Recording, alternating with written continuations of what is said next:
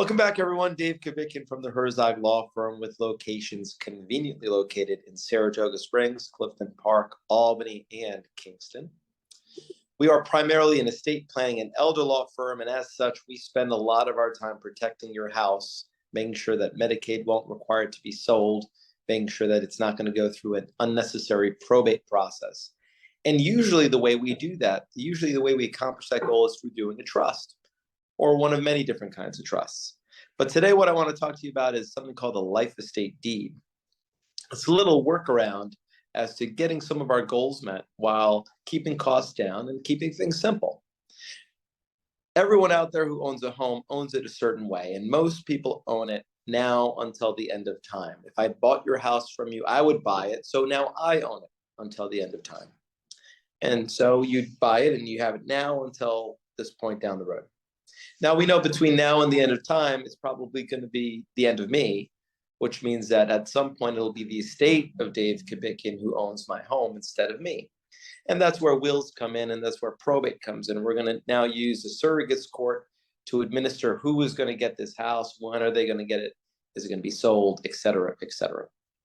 We'd like to avoid probate. And we also know during our life that house is one of our resources. We otherwise could sell the house. So Medicaid's very interested in that house, because if I need a nursing home, the first thing they're going to ask me to do is to sell that house and pay for that nursing home. Trusts are great. Every now and then clients ask about something called a life estate deed. And this is how that deed works. You deed your house to your kids, and you don't deed it some date in the future. You deed it right now from you to your kids, if that's who you decide to leave the house to. And what you do in the deed is you retain this little piece of that property called a life use, your life use. And it's good during your life expectancy. There's an actual value to it depending on how old you are, and what the actuarial charts say is our life expectancy. You deed it to your kids, you retain this life use. So upon your death, that life use terminates and the house just belongs to your kids. No strings attached. And it's a wonderful way to avoid probate. It's a way to protect our home in case we have long-term care needs, because Medicaid cares when you can sell your house by yourself. But once you do a life estate deed, you can't sell it by yourself. You need your kids because they are co-owners with you. So where do I sign up, right? Sounds like a great idea. It's usually cheaper than a trust, and it happens to get probate. Check. We could avoid probate. Medicaid, check. We could start that 5-year look-back period on protecting our most valuable asset. What can go wrong, right? Well, unfortunately, there are serious drawbacks to doing a life estate deed, and we only recommend it in certain narrow circumstances. For one, when you do a trust with us, you are the boss. You still maintain the ability to remove your trustees or change your beneficiaries. Everyone works for you. You have the power to control everything.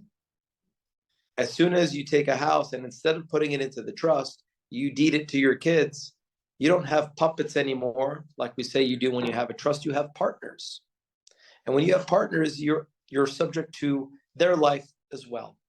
Now, we never like to talk about this, but kids have bad things happen to them too. They have things like bankruptcies and divorces, death, and incapacities. And when those things happen to your partners, it affects your ownership and your ability to enjoy your property. If you want to sell your house one day and your kids disagree, well, that house ain't going to be sold. If you used a trust and you put your house into a trust, you can sell that house whenever you want to. You're the boss. But when you do a life estate deed, we're now with partners, you don't control everything by yourself. And to me, it's a very big negative. However, there are a couple more negatives that are worth talking about. Let's say everyone agrees to sell the house. After all, we all love each other, right? Well, upon the sale of that house, you get a very small portion of that house. It was your house. Yes, you lived there. But because your life expectancy goes down every year by just a little bit, how much of the house do you actually still own? Well, it's just that little life estate. So it might be 15%, 20%.